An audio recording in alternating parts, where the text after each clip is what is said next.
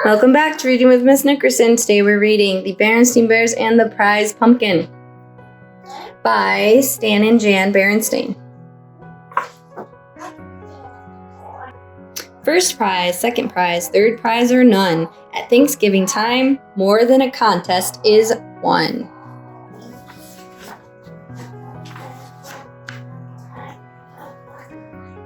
Pumpkins are just like everything else in nature, said Papa Bear as he and the cubs finished weeding the pumpkin patch. No two of them are exactly alike. That's for sure, agreed Brother Bear. Look at that funny flat one and that lumpy one over there. Then there was the giant, which is what Papa had named one that just seemed to be getting bigger and bigger. Why is it that no two things are exactly alike? Asked Sister Bear. It's just the way nature is, answered Papa. Time to wash up for supper, called Mama Bear from the treehouse steps. What about Queenie McBear's twin brothers? Asked Sister. They certainly look a lot alike, said Papa, but I've noticed that Mrs. McBear can tell them apart quite easily. In you go, said Mama, shooing her family inside the house.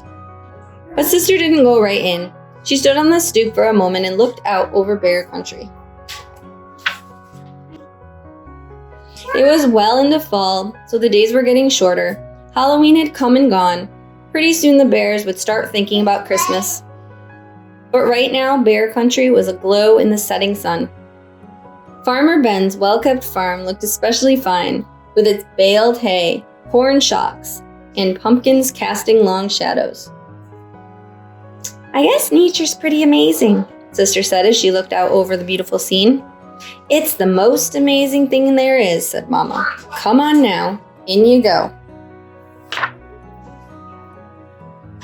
Farmer Ben's farm sure looks beautiful in the setting sun, said Sister as the family sat down to supper.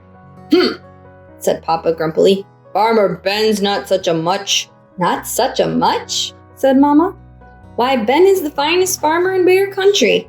And besides, he's one of your best friends.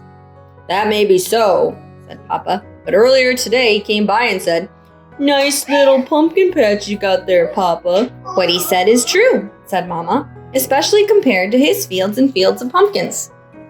That may be so too, grumped Papa, but I didn't like the way he said it. He sort of chuckled. My patch may be small, but the giant is big. It may be the biggest and best pumpkin in all Bear Country. What do you think about that? I think you're being oversensitive, said Mama. Come, let's clear the table so the cubs can do their homework. Brother and Sister sighed as they spread their books out on the table. What's that all about? Asked Papa. Oh, I was just thinking, said Brother. With Halloween over and Christmas almost 2 months away, there's nothing to look forward to. That's right, added Sister. Nothing except lots of homework. Oh, is that so? Protested Mama Bear. It just so happens that there's something very important to look forward to, a very special holiday called Thanksgiving. That's when we give thanks for all the wonderful— Your mama's absolutely right, interrupted Papa. He pointed to a notice in the evening paper. It said, Don't forget this year's Thanksgiving festival. Entry blanks for the big pumpkin contest available at City Hall. Thanksgiving's a very important holiday, especially this year because we're going to enter the giant in the pumpkin contest and beat the pants off Farmer Ben. But Papa, he's a professional, said Brother. He's won the contest 10 years in a row. All the more reason to teach him a lesson. Come on, let's go out and check up on the next heavyweight pumpkin champion of Bear Country, he said. Now it was Mama's turn to sigh. Thanksgiving was about giving thanks, not beating the pants off Farmer Ben. Isn't it a beauty? Papa said after they admired the giant. Across the road, they could see a field of Ben's pumpkins. There were lots of fine ones, but none that measured up to the giant. There's homework to be done, called Mama Bear from the house. As they left, the cubs asked Papa, Aren't you coming in? Nope, he said. I'm going to stay out here a little while and watch the giant grow. And grow it did. It grew bigger, rounder, and oranger every day. When Papa and the cubs went to City Hall to get an entry blank for the contest, They saw the place where the winning pumpkin would go on display. "We can't lose," said Papa. In their mind's eye, they could see their pumpkin in the place of honor. Mama tried to remind them what Thanksgiving was really about, but every time she did, Papa would interrupt. "You'll have to excuse me, my dear," he'd say. "It's time to water the giant." He not only watered it on a regular schedule and gave it special plant food, he also covered it with a blanket at night and tucked it in against the cold. One afternoon, the Cubs got off the school bus with something important to tell Papa, but they were stopped in their tracks by what they saw. He was talking to the giant.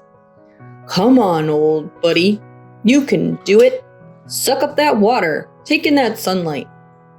Mama explained that Papa had bought a book from the swindler Raffish Ralph about how to encourage your plants to grow by talking to them. "Well," said Brother, "I don't suppose it can do any harm." "It sure could harm his reputation," said Sister. "If anybody saw him talking to a pumpkin." Papa," Brother said, "a cub at school told me he went on a class trip to Ben's farm and saw some pretty big pumpkins, especially one really big one that Ben calls the monster." "We've got to get a look at that," said Papa. That evening, Papa and the Cubs climbed through the fence into Farmer Ben's field. They saw some good-sized pumpkins, but none to match the giant. "Maybe it's behind the barn," whispered Papa. Suddenly a light shone on them, and they heard Ben shout, "Prowlers in the pumpkin field! Get me my pitchfork!" They got out of there so fast, Papa tore his overalls climbing through the fence. "What have you been up to?" asked Mama Bear when they got home. "Nothing much," said Papa, "just strolling in the moonlight." The weekend before Thanksgiving arrived, and it was time for the big festival. The Bear family got there just in time. The pumpkin judging was about to begin. There were many fine pumpkins in the contest, but Papa was sure that none could measure up to the giant until he saw the monster. It was at least as big and round and orange as his pumpkin, and maybe, just maybe, a little bigger, rounder, and oranger. The Bears waited nervously while the judges studied, measured, and weighed, and then studied, measured, and weighed some more. Finally, they made their announcement. "The first prize winner, and still champion." Of course, that meant Farmer Ben had won. It was close. It turned out that Ben's monster was just a little bigger, rounder, and oranger than Papa's giant. But that wasn't the worst of it. The giant didn't even come in second.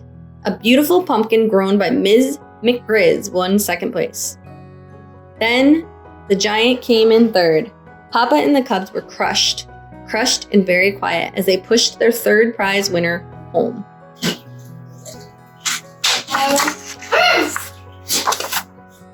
It wasn't until they reached the crest of a hill that overlooked Bear Country that Mama decided to have her say. "I know you're disappointed, but third prize is nothing to be ashamed of. Besides, Thanksgiving isn't about contests and prizes. It's about giving thanks. And it seems to me that we have a lot to be thankful for." Perhaps it was Mama's lecture, or maybe it was how beautiful Bear Country looked in the sunset's rosy glow. But whatever the reason, Papa and the Cubs began to understand what Mama was talking about.